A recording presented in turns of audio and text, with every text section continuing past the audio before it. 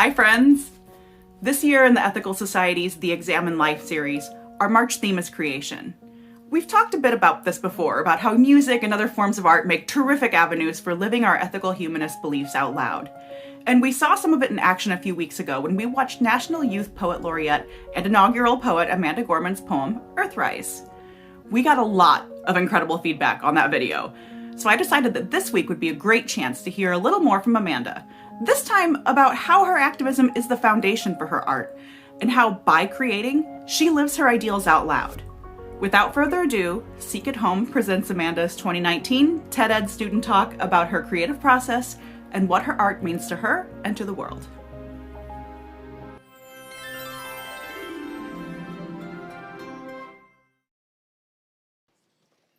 I have two questions for you. One, whose shoulders do you stand on? And two, what do you stand for? These are two questions that I always begin my poetry workshops with students because at times poetry can seem like this dead art form for like old white men who just seem like they were born to be old, like, Benjamin Button or something. And I ask my students these two questions, and then I share how I answer them, which is in these three sentences that go, I am the daughter of Black writers, were descended from freedom fighters who broke their chains and changed the world.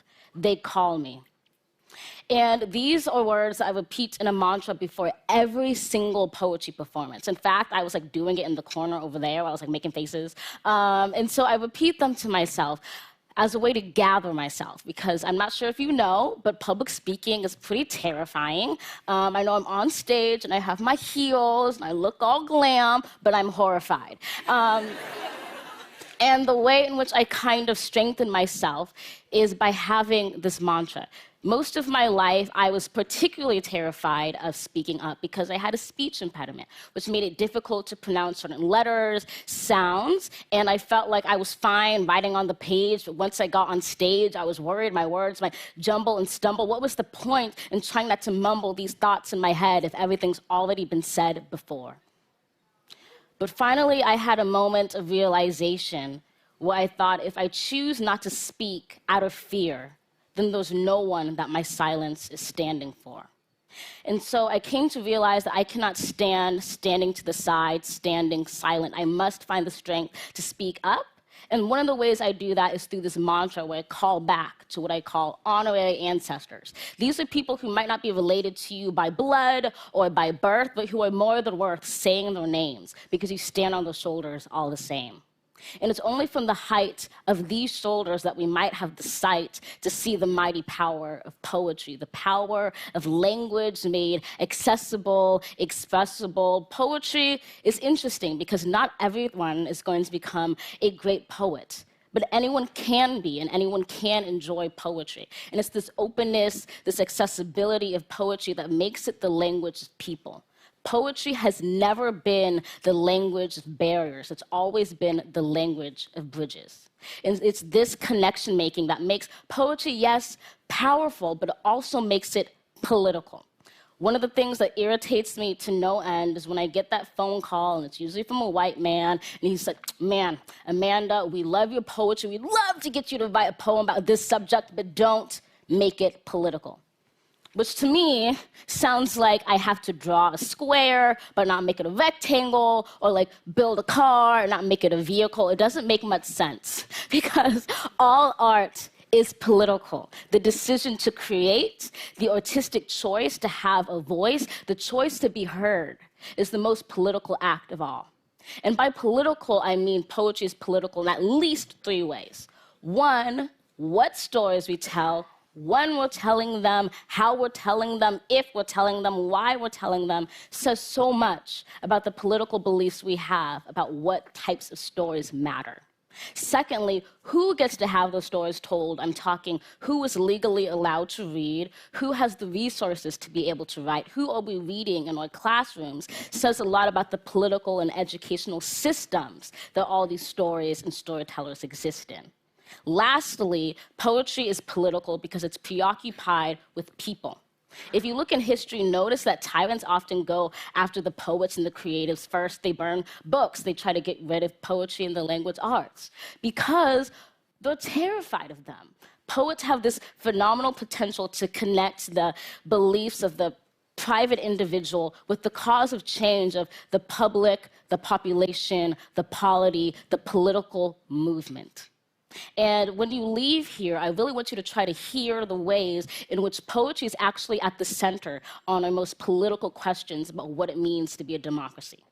Maybe later you're going to be at a protest and someone's going to have a poster that says, "They buried us, but they didn't know we were seeds." That's poetry. You might be in your US history class and your teacher may play a video of Martin Luther King Jr. saying, "We will be able to hew out of this mountain of despair a stone of hope." That's poetry.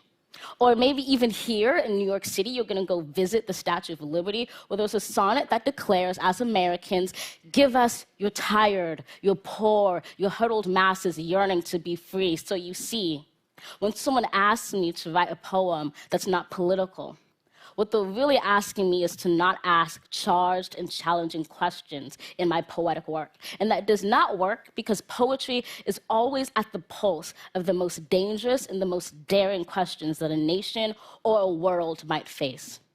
What past do we stand on as a people, and what future as a people do we stand for?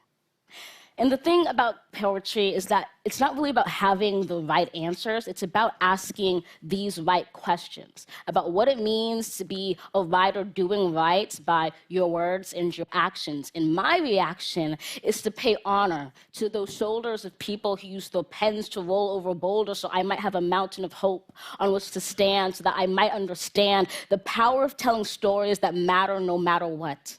So that I might realize that if I choose, not out of fear, but out of courage to speak, then there's something unique that my words can become. And all of a sudden, that fear that my words might jumble and stumble go away as I'm humbled by the thoughts of thousands of stories a long time coming that I know are strumming inside me as I celebrate those people in their time who stood up so this little black girl could rhyme, as I celebrate and call their names all the same. These people who seem like they were just born to be bold. Maya Angelou, Ntozake Shange, Phyllis Wheatley, Lucille Clifton, Gwendolyn Brooks, Joan Wicks, Audre Lorde, and so many more. It might feel like every story has been told before, but the truth is, no one's ever told my story in the way I would tell it, as the daughter of Black writers who are descended from freedom fighters who broke their chains and changed the world. They call me. I call them. And one day I'll write our story right by writing it into a tomorrow on this earth more than worth standing for. Thank you.